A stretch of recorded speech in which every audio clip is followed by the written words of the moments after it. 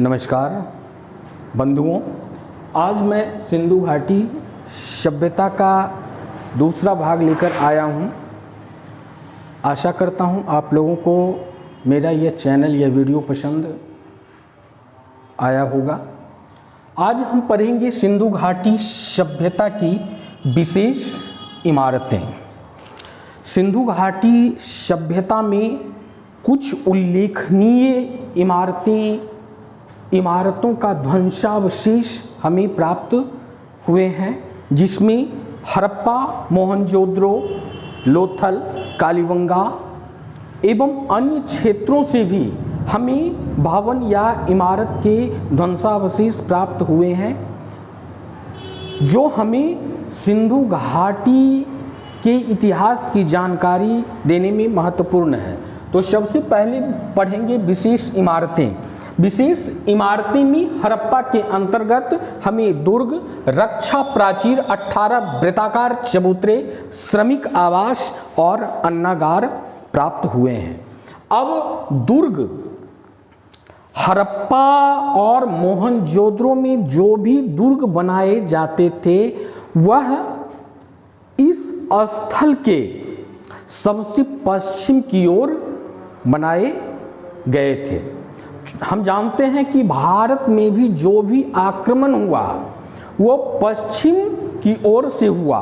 संभवतः पश्चिमी उस समय भी पश्चिम की ओर से ही आक्रमण होता होगा, इसीलिए हड़प्पा वासी, हड़प्पा के जो प्रशासक थे, शासक थे, वो पश्चिमी टीले पर ही दुर्ग का निर्माण किए थे, जबकि पूर्वी टीले पर उन्होंने निचला शहर स्थापित किया था। निचला शहर जो कि जन सामान्य का स्थल था। दुर्ग हमें पश्चिमी टीला से प्राप्त हुआ है। उत्तर दक्षिण में इसकी लंबाई, इस प्रकार हमें चित्र खींचना है, और उत्तर से दक्षिण की लंबाई 460 गज, जबकि पूर्व से पश्चिम की लंबाई 215 गज थी। व्हीलर ने इसे मार्टिमर व्हीलर ने इसे माउंट एवी की संज्ञा दी है। अब दूसरा है रक्षा प्राचीर। रक्षा प्राचीर भी दुर्ग से ही संबंधित है। रक्षा प्राचीर, प्राचीर मतलब होता है दीवार। तो दुर्ग की रक्षा के लिए, दुर्ग को घेरने के लिए, शासक की रक्षा के लिए एक रक्षा प्राचीर से दुर्ग को घेर दिया गया था। रक्षा प्राचीर जो है वह 45 मीटर, ये जो रक्षा प्राचीर है, ये दीवार जो है वह 45 मीटर चौड़ा था। इसमें जगह जगह, चूंकि इसमें आने जाने के लिए तो रास्ता की आवश्यकता होती है, तो इसमें जगह जगह जो है वो फाटक बना हुआ था, और फाटक में दरवाजा भी लगा हुआ था। दरवाजा जो है वो मजबूत होगा, और जगह जगह रक्षक गृह भी बनाए गए थे, बुरुज बनाए गए थे, जिसमें कि रक्षक उसमें तैनात रहते थे, और दुर्ग एवं निचले शहर में आवागमन को नियंत्रित रखा जाता था। उसके बाद है 18 वृत्ताकार चबूतरे। यहीं से हमें 18 वृत्ताकार चबूतरे प्राप्त हुए हैं। यह चबूतरा जो है दुर्ग के उत्तर में 18 वृत्ताकार चबूतरा प्राप्त हुआ है, जो 6 मीटर ऊंचा चबूतरा जो है, इसकी ऊंचाई 6 मीटर थी, और यह एफ टीले पर पक्की ईंटों से निर्मित था। इसका व्यास 3.2 मीटर। अगर नहीं याद रखना है, याद रखने के लिए हम 3 मीटर भी दे सकते हैं। इसका व्यास 3.2 मीटर इसका व्यास था, और इसके मध्य, इसके बीचों बीच लकड़ी की ओखली हमें मिली है। लकड़ी की ओखली, जिस ओखली में जौ, जले गेहूं और भूसी के साक्ष्य भी प्राप्त हुए हैं। उसके बाद है श्रमिक आवास। श्रमिक आवास दुर्ग के इर्द गिर्द ही, दुर्ग के दक्षिण की ओर हमें श्रमिक आवास 15 मकानों की पंक्ति में प्राप्त हुए हैं। उत्तरी पंक्ति में 7 मकान और दक्षिणी पंक्ति में 8 मकानों के अवशेष हमें प्राप्त हुए हैं। प्रत्येक मकान में एक आंगन, मकान में तो आंगन होता ही है, और 2 कमरा पाया गया है। इसका आकार 17 × 7.5 मीटर का था। प्रत्येक मकान का जो आकार है वह 17 × 7.5 मीटर था। यह मकान श्रमिकों के लिए, संभवतः श्रमिकों के लिए निर्मित किया गया था। उसके बाद है अन्नागार। अन्नागार हमें 2 स्थलों से प्राप्त हुए हैं, एक हड़प्पा और दूसरा मोहनजोदड़ो। कभी कभी प्रश्न पूछा जाता है कि सबसे विशाल मकान कौन था, तो सबसे विशाल भवन मोहनजोदड़ो का अन्नागार था, जिसे हम बाद में व्याख्या करेंगे। तो हड़प्पा के अन्नागार चबूतरे के उत्तर में अन्नागार की 2 पंक्ति मिली है ना। इस चबूतरे के उत्तर में, यानी ऊपर, उत्तर होता है ऊपर, तो उत्तर में अन्नागार की 2 पंक्ति मिली है, जो 6-6 कमरे का निर्मित है, 6-6 कमरे का निर्मित है।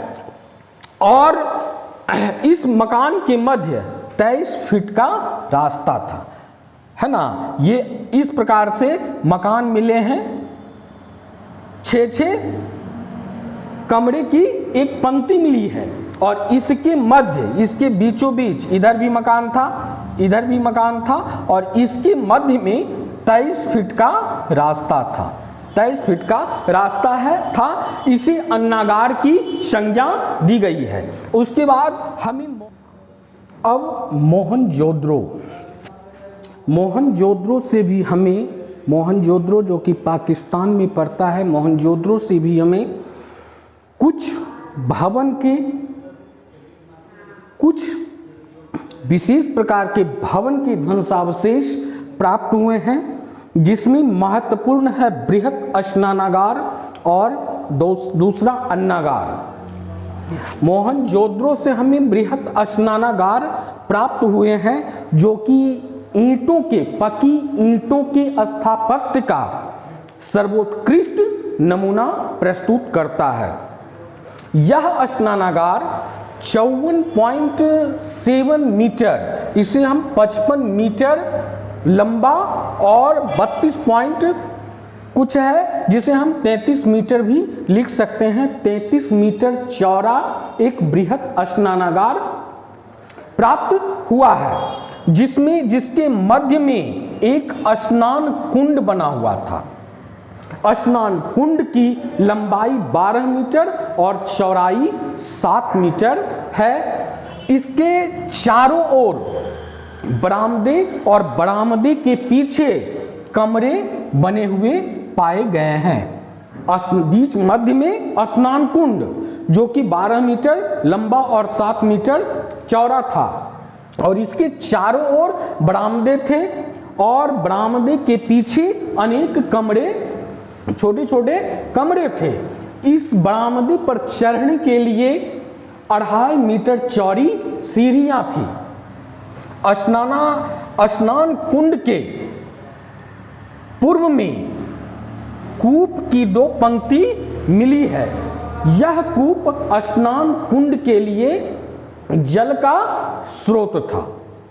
मैके इसे धार्मिक अनुष्ठान के लिए, धार्मिक अवसरों पर जनता यहाँ स्नान किया करती थी, धार्मिक अनुष्ठान के लिए बताया है मैके ने, जबकि मार्शल इसे विश्व का एक आश्चर्यजनक निर्माण बताया है।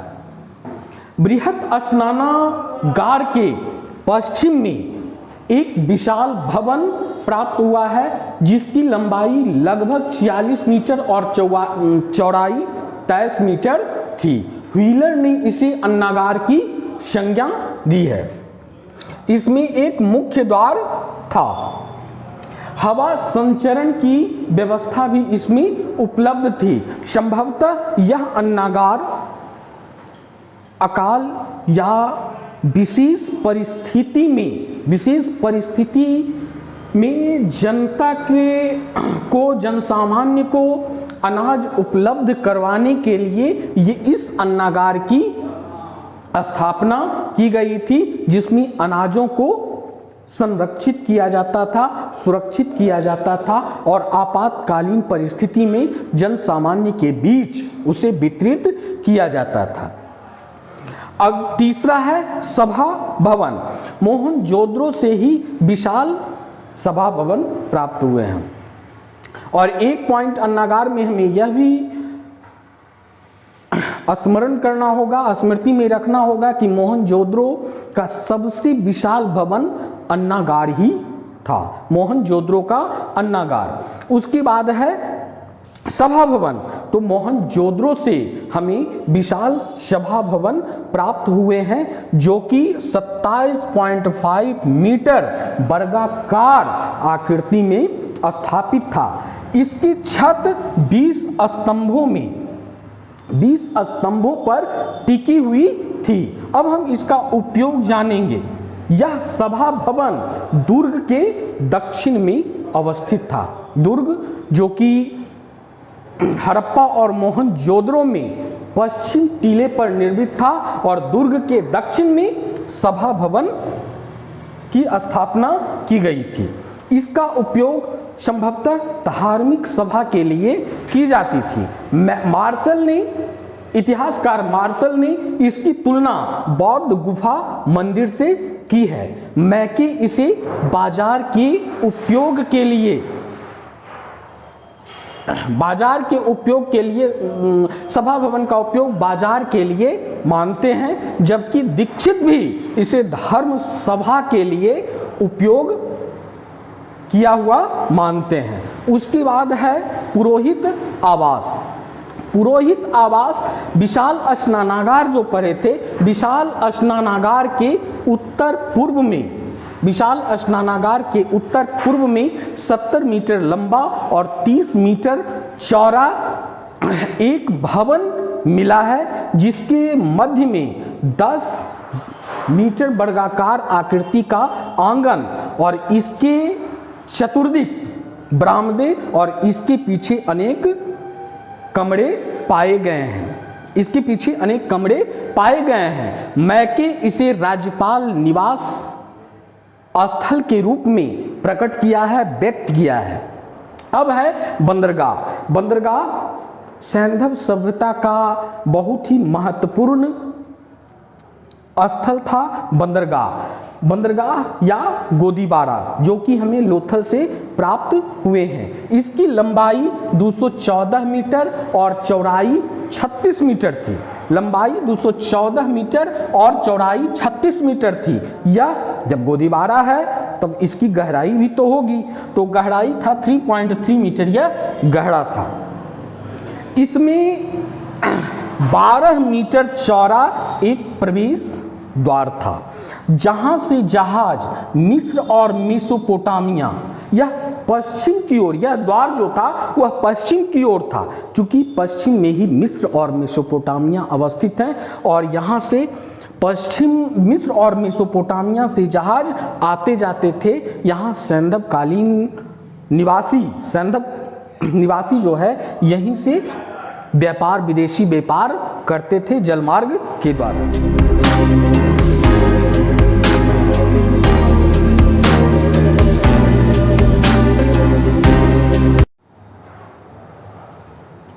अब हड़प्पा की कला में सबसे पहले हम लिपि का अध्ययन करेंगे।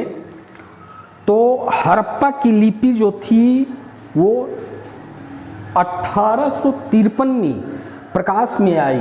1853 में प्रकाश में आई, जबकि इसका स्पष्ट जानकारी हमें 1923 में प्राप्त हुई। यह लिपि चित्रात्मक थी, जिसे अब तक पढ़ा नहीं जा सका है। इसमें 64 मूल चिन्ह और 250 से 400 अक्षर प्राप्त हुए हैं। लिपि अधिकांश लिपि सेलखड़ी की आयताकार मुहरे और तांबा की गुटिकाओं पर प्राप्त हुई है। यह लिपि दाईं से बाईं ओर लिखी गई है, जबकि वर्तमान में हम बाईं से दाईं ओर लिखते हैं, लेकिन हड़प्पा की लिपि जो थी वो दाईं से बाईं ओर लिखी गई पाई गई है। अब है मुहरे। मुहरे का प्रयोग प्रशासक वर्ग व्यापार वाणिज्य या वस्तु विनिमय प्रणाली में ठप्पा लगाने में किया करते थे। सैंधव स्थलों से अब तक 2000 मुहरे प्राप्त हो चुकी है, जो बेलनाकार, वृत्ताकार और आयताकार के रूप में हमें प्राप्त हुई है। यह वर्गाकार के रूप में भी हमें मिली है। प्रायः मुहरे जो थी वो चौकोर है, प्रायः मुहरे चौकोर के रूप में पाई गई है और अधिकांश मुहरे सेलखड़ी से निर्मित की गई पाई गई है, सेलखड़ी द्वारा निर्मित पाई गई है, जबकि कुछ मुहरे गोमेद मिट्टी और चट के भी पाए गए हैं। इस मुहरों में सर्वाधिक चित्र एक श्रृंगी सांड या वृषभ के पाए गए हैं। एक श्रृंगी सांड या वृषभ सैंधव काल के प्रमुख पशु थे। उसके बाद है मोहनजोदड़ो से प्राप्त मुहर। मोहनजोदड़ो से जो प्राप्त मुहर हुआ है उसमें पशुपति शिव की आकृति दर्शाई गई है। पशुपति शिव की मूर्ति भी हमें जो योगी के रूप में प्राप्त हुए हैं वो मोहनजोदड़ो से प्राप्त हुए हैं। मुहर पर नाव के चित्र, मुहर पर जो नाव का चित्र था वह हमें मोहनजोदड़ो और लोथल से प्राप्त हुए हैं। नाव जो कि व्यापार के जलमार्ग का संकेतक है। राज मुद्रांक जो व्यापारिक वस्तु होती थी उसमें प्रशासक वर्ग ठप्पा लगाते थे। यह राजमुद्रांक हमें मोहनजोदड़ो, लोथल और कालीबंगा से प्राप्त हुए हैं। उसके बाद है मृण मूर्तियां। मृण मूर्तियां मतलब मिट्टी की मूर्ति। मिट्टी की मूर्ति अधिकांश हमें मानव के रूप में मिले हैं। मानवों में भी नारी मूर्तियां अत्यधिक प्राप्त हुई है, जो मातृसत्तात्मक समाज का द्योतक है। सैंधव कालीन समाज मातृसत्तात्मक समाज था। मृण मूर्तियों में पशु के भी मूर्ति मिले हैं जो खोखली रूप में है, जबकि मानव की मूर्ति ठोस रूप में पाई गई है। पशुओं में हमें बैल, भैंसा, भेड़ा, बकरा, बाघ, सूअर, गेंडा, भालू और बंदर की मूर्तियां प्राप्त हुई है। पक्षी की मूर्ति में मोर, तोता, बत्तख और कबूतर की मूर्तियां प्राप्त हुई है। अब है धातु की मूर्तियां। धातु की मूर्तियां हमें मोहनजोदड़ो, चनहुद्रो, लोथल और कालीबंगा से प्राप्त हुए हैं। धातु के अंतर्गत तांबा, कांसा, पीतल, लोहा, सोना, चांदी इत्यादि आता है, लेकिन लोहा का प्रयोग सैंधव सभ्यता में नहीं हुआ था, क्योंकि लोहा की खोज वैदिक सभ्यता के अंतर्गत हुआ है, वैदिक सभ्यता में हुआ है। विशेषतः धातु की मूर्तियां कांसे की बनाई जाती थी। कांसे की नृत्यरत मूर्ति, कांसे की नृत्यरत नारी की मूर्ति, नृत्यरत नारी की मूर्ति हमें मोहनजोदड़ो से प्राप्त हुए हैं। नृत्य करती हुई कांसे की नारी की मूर्ति हमें मोहनजोदड़ो से प्राप्त हुए हैं, जबकि बैलगाड़ी और इक्का गाड़ी चनहुद्रो से प्राप्त हुए हैं। बैलगाड़ी, इक्का गाड़ी चनहुद्रो से प्राप्त हुए हैं। तांबे का बैल, तांबे का सबसे पहले प्रयोग किया गया था। धातु में सबसे पहले तांबे का प्रयोग किया गया था, तो तांबे का बैल जो है वो लोथल से हमें प्राप्त हुए हैं। तांबे का वृषभ या सांड कालीबंगा से प्राप्त हुए हैं। अब है प्रस्तर मूर्तियां। प्रस्तर मतलब होता है पत्थर, पत्थर की मूर्तियां। इसमें मोहनजोदड़ो की योगी या पुरोहित की मूर्ति विशेष रूप से उल्लेखनीय है, जो कि ध्यान की मुद्रा में है, और ये पुरोहित एक साल ओढ़े हुए ध्यान की मुद्रा में है, उनके सर पर सिंह है, इनकी मूछें नहीं है लेकिन दाढ़ी है ना, मूछें नहीं है लेकिन दाढ़ी है। इनके चारों ओर भैंसा, गैंडा, हाथी, हिरन और व्याघ्र या बाघ घिरे हुए हैं। ये इस 5 पशुओं से योगी घिरे हुए हैं और इस योगी की पहचान, इस पुरोहित की पहचान पशुपति के रूप में की गई है। पशुपति अर्थात शिव के रूप में की गई है। अब हम पढ़ेंगे विशेषताएं। सिंधु सभ्यता की क्या विशेषताएं हैं? तो सबसे पहले सिंधु सभ्यता जो है वह एक नगरीय सभ्यता थी। सबसे पहला है कि यह एक नगरीय सभ्यता थी, ग्रामीण सभ्यता नहीं थी। इसकी नगर निर्माण योजना और भवन निर्माण योजना जो है वो सर्वोत्कृष्ट है। अन्य 3 प्राचीन सभ्यताएं इसकी समकक्ष भवन निर्माण और नगर निर्माण योजना में नहीं थी, जबकि जल निकासी प्रणाली भी इसकी सर्वोत्कृष्ट है। इसमें 6 प्रमुख नगर बताए गए हैं, जिसमें हड़प्पा और मोहनजोदड़ो, जिसे पिगट महोदय ने सैंधव सभ्यता की जुड़वा राजधानी की संज्ञा दी। उसके बाद 2 नगर को छोड़कर चनहुद्रो, लोथल, कालीबंगा और बनवाली भी प्रमुख नगर थे। नगर के पश्चिमी टीले पर गढ़ी या दुर्ग था, जो कि रक्षा प्राचीर से घिरा हुआ था, जबकि पूर्व में निचला शहर या जन सामान्य निवास स्थल था। दोनों के बीच आवागमन नियंत्रित रहता था। मोहनजोदड़ो से हमें दोनों के मध्य एक नहर भी प्राप्त हुए हैं। आवागमन दोनों के मध्य नियंत्रित रहता था। लोथल और सुरकोत्रा के दुर्ग और निचला शहर एक ही रक्षा प्राचीर से घिरे हुए थे। उसके बाद है शांति मूलक सभ्यता। यह सभ्यता जो थी वह शांति मूलक सभ्यता थी, जबकि वर्तमान युग में लोग युद्ध के लिए तत्पर रहते हैं, लड़ाई के लिए तत्पर रहते हैं, लेकिन हमारे जो पूर्वज थे, भारत की जो प्राचीन सभ्यता सैंधव सभ्यता थी वह शांति मूलक सभ्यता थी। युद्ध से वो परे भागते थे, दूर भागते थे।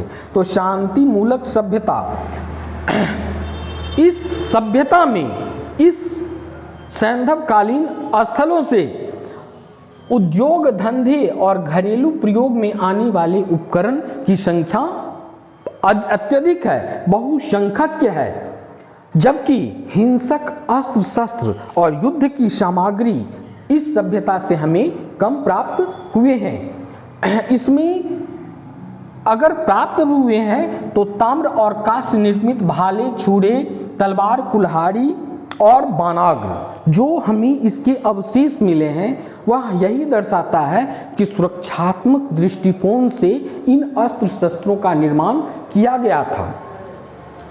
अगर हम लोग भी अपनी युद्ध तो करना नहीं चाहते हैं, लेकिन अपनी सुरक्षा करना भी तो अवश्य चाहते हैं, तो सुरक्षात्मक दृष्टिकोण से ही ये भाले, छुड़े, तलवार, कुल्हाड़ी और बानाग्र की रचना किए होंगे, को बनाए होंगे, निर्मित किए होंगे। तीसरी विशेषता है कि यह कांस्य युगीन सभ्यता थी।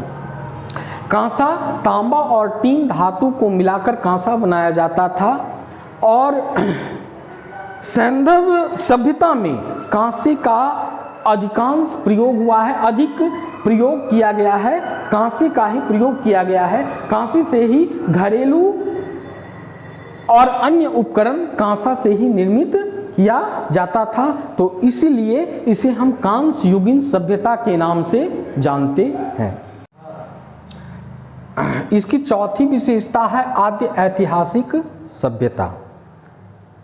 ऐतिहासिक युग को हम 3 भागों में बांट सकते हैं।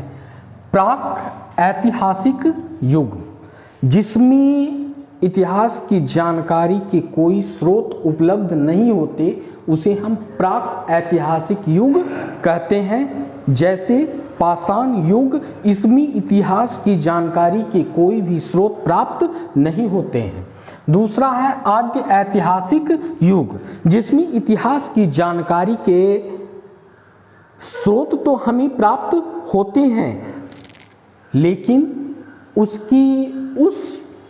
की जानकारी उपलब्ध नहीं है, वह इतिहास को पढ़ा नहीं जा सका है।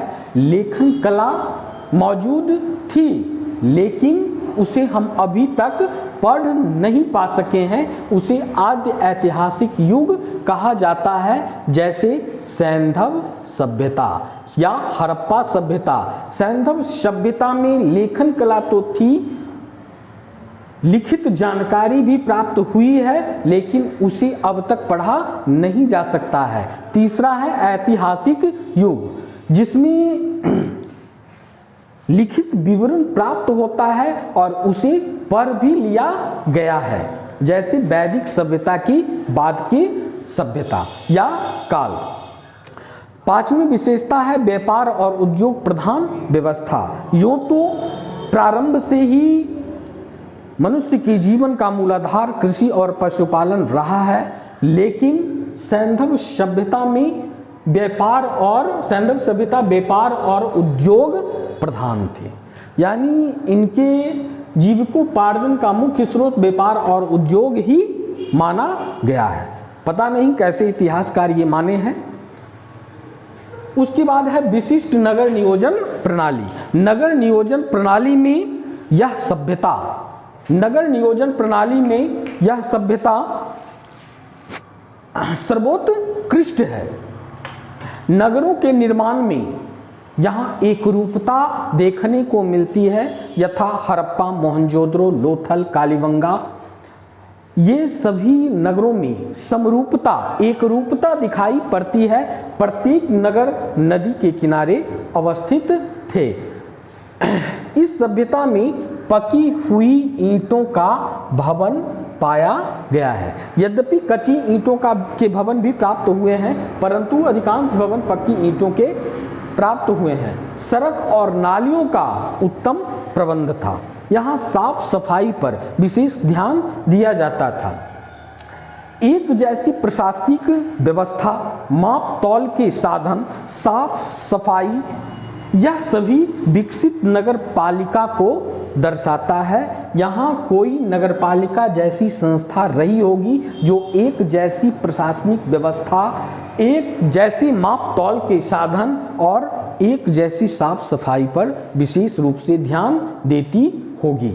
उसके बाद है दो स्तरीय नगर। सैंधव स्थल जो है वह दो स्तरीय नगर था। पश्चिमी टीले पर दुर्ग या गढ़ी का निर्माण किया गया था, जिसमें संभवतः प्रशासक वर्ग रहा करते थे, जबकि पूर्वी टीले में निचला शहर अवस्थित था, जो जन सामान्य का निवास स्थल था और दोनों के मध्य आवागमन नियंत्रित रहते थे। मोहनजोदड़ो में एक नहर प्राप्त हुआ है, जो गढ़ी या दुर्ग तथा निचली शहर के मध्य में अवस्थित था। गढ़ी ऊंचे चबूतरे पर बनाए जाते थे, संभवतः बाढ़ और बाह्य आक्रमण की सुरक्षा के दृष्टिकोण से दुर्ग को ऊंचे चबूतरे पर बनाया जाता था। हड़प्पा और मोहनजोदड़ो की दीवारों पर ब्रुज पाया गया है। ब्रुज जेल की दीवारों पर भी, वर्तमान में जेल की दीवारों पर भी ब्रुज हम देखते हैं, जिसमें कि रक्षक रहते हैं। तो हड़प्पा और मोहनजोदड़ो की दीवारों पर भी ब्रुज पाए गए हैं, जिसमें दुर्ग रक्षक रहते थे और जब बाह्य आक्रांता आक्रमण करते थे तो वह ब्रुज से ही उन आक्रांताओं पर आक्रमण करते थे, उनका जवाब दिया करते थे। मोहनजोदड़ो और कालीबंगा में निचली शहरों की भी घेराबंदी की गई थी। अब है सड़क। तो हम लोग सड़क से अवगत हैं। सैंधव कालीन स्थलों में भी, सैंधव काल में भी आवागमन के लिए सड़कों और गलियों का जाल सा बिछाया गया था। सड़कें चौड़ी थी, छोटी गली बड़ी गली में मिलती थी, बड़ी गली छोटी सड़क में, और प्रत्येक छोटी सड़क एक मुख्य सड़क में मिलती थी। सड़कें पूर्व से पश्चिम और उत्तर से दक्षिण की ओर जाती थी। यह समकोण बनाकर एक दूसरे से मिलती थी। संपूर्ण, यह सड़क जो है संपूर्ण नगर को आयताकार या वर्गाकार खंडों में विभक्त करती थी। मोहनजोदड़ो की मुख्य सड़क 9.14 मीटर चौड़ी थी, जबकि मुख्य गली 3 मीटर चौड़ी थी। सड़कें कच्ची परंतु मजबूत होती थी। सड़क के बीच में सड़क को ढलुआ बनाया जाता था ताकि उस पर पानी जमा नहीं हो, और अगल बगल थोड़ा नीचा कर दिया जाता था। सड़क और गलियों के किनारे नाली की व्यवस्था की गई थी। सफाई पर विशेष ध्यान दिया जाता था। सड़क के किनारे गड्ढा बनाया जाता था ताकि पानी जो है जल संग्रह उस गड्ढे में जमा हो। यह सड़क ढलुआ और दोनों किनारे नाली बनाई गई थी। ये है हमारा सैंधव कालीन सड़क, जो कि एक दूसरे को समकोण पर काटता है, पूरब पश्चिम और उत्तर दक्षिण दिशाओं की ओर जाता था। प्रत्येक छोटी गली बड़ी मुख्य गली से मिलती थी, और मुख्य गली छोटी सड़क से, और फिर छोटी सड़क मुख्य सड़क से मिलती थी। जल एवं नालियों का प्रबंध, तो आज भले ही हम टंकी या न जाने कितने जल स्रोतों का प्रयोग करते हैं, लेकिन सैंधव निवासी जो है वो पानी पीने हेतु कुओं का प्रयोग करते थे।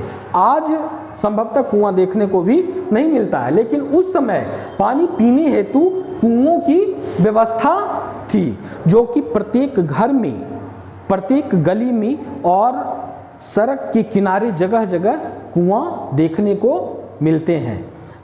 प्रत्येक घर गली में कुआं की व्यवस्था थी।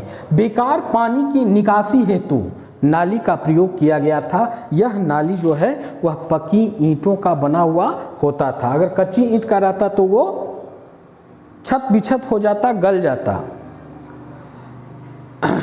उसके बाद प्रत्येक सड़क और गली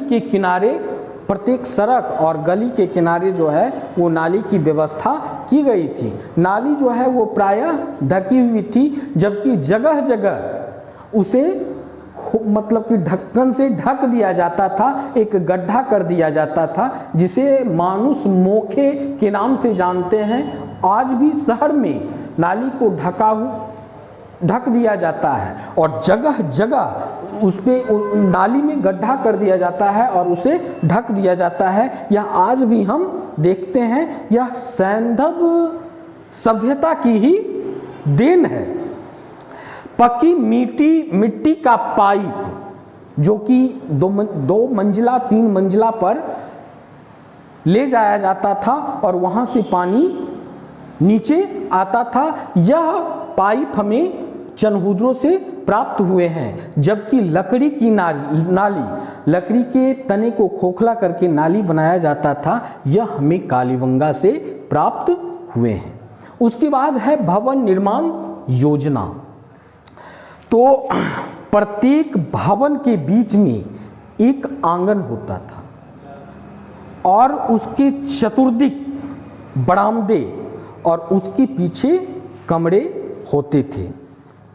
प्रत्येक घर में रसोई घर, स्नान गृह और शौचालय की व्यवस्था होती थी। प्रत्येक घर में बेकार पानी को निष्कासित करने के लिए और जल की व्यवस्था के लिए कुएं और नाली की व्यवस्था की गई थी। मकान 1 मंजिला, 2 मंजिला और बहुमंजिली मकान भी पाए गए हैं। मकान में खिड़कियां नहीं होकर झरोखा होता था, जिससे कि हवा और प्रकाश का आवागमन हो सके। झरोखा आज भी कई पुराने मकान में देखते हैं, जो गोलाकार होता है या चौकोर होता है, मकान के ऊपर में ये होता है, उसी को झरोखा कहा जाता था। एक मकान से निकलने के लिए दरवाजा होता था। यह दरवाजा सड़क के विपरीत दिशाओं में खुलता था।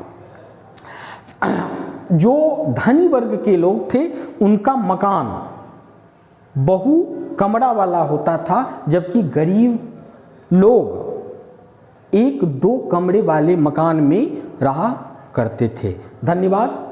आशा करता हूं कि मेरा यह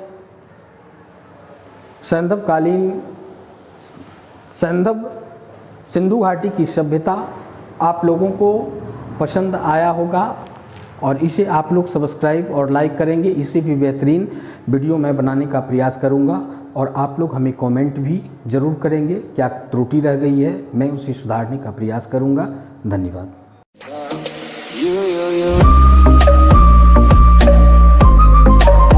California